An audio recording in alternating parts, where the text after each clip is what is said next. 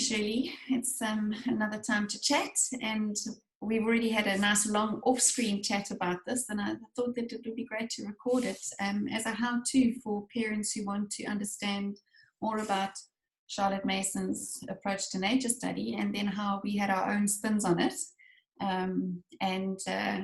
So I thought let's start with this quote of hers, because I think that it's got a nice little edge that we can explore.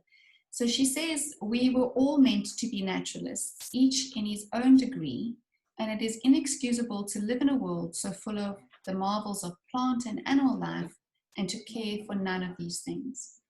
So we got chatting because of our very cold dog walk this morning that we go on. And along the way, my husband, every morning, there is a porcupine that's come across our path and generally leaves 1 or 2 quills behind for my husband to pick up.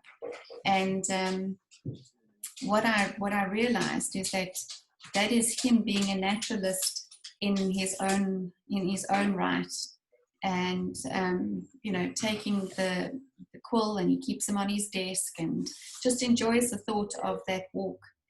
So in terms of incorporating nature study into our days as homeschoolers, sometimes we think that it has to follow a plan, but it doesn't. So how did you incorporate it?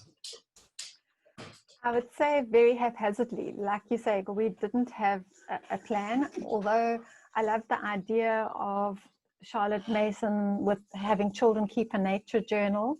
And I actually owned a copy. I've subsequently given it away or sold it to somebody. I used to own a copy of that Country Diary of an Edwardian Lady, which is a beautiful replica of a woman's nature journal that's really, inspirational.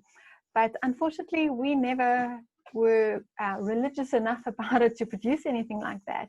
But if I think of how we are now and how we were when my kids were younger, we just went out and enjoyed nature, and each one of us had our own way of doing it. So I had one child who loved to always collect something on the walk. So it would be feathers if we were at the beach, or leaves if we were somewhere else, but she always just came home with whatever she had collected. Another child likes to pick up a stone as a memory of every interesting place we visited. And like you were saying that you do, I also would enjoy taking photos and, just enjoying the outing in nature, just enjoying views and the weather and whatever is out there to enjoy. So it wasn't a very academic undertaking in our home. Yeah. Yeah, we also, when the kids got older, they didn't want to sit still and draw. They preferred using their smartphones to take photographs, and that sort of thing. Videos were also quite popular. In their younger years, we were actually, I loved to have our Friday as a buffer day. So we only homeschooled for 4 days a week. In fact, that's the wrong way of putting it together. We homeschooled 7 days a week, 24/7, but yes.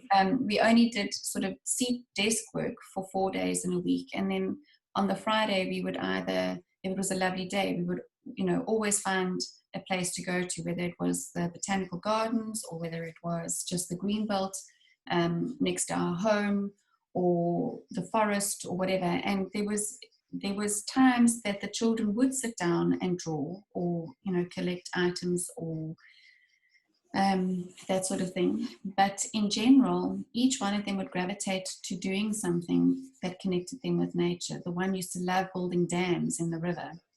And that's learning and understanding the flow of water and, what happens when you dam up something higher up. And other children wanted to build like shelters against the pine trees. My third child used to always collect flowers and bring them home to press, and he used to make the most beautiful little cards with pressed flowers. So while there wasn't that formal thing of taking, drawing something and labeling it and knowing its Latin name and all that sort of thing, it connected our children with nature and connected us to the point that even now my children are big and grown, and we all enjoy our hikes. I have developed a deeper appreciation. And I think that also goes to say about what homeschooling does. It grows us and furthers our knowledge as we walk the path of education with our children. Yeah, no, I think that's a great message, and there's no formula for how any kind of learning should look. So each of us with our different children and different interests, it's going to look different in our homes. But I think the important message is to make sure that we get out in nature regularly and encourage our children to enjoy it in their own way. Yeah, absolutely. Well, great. That was a nice quick chat, and I hope it gives some folks some ideas. See you again. See you next time.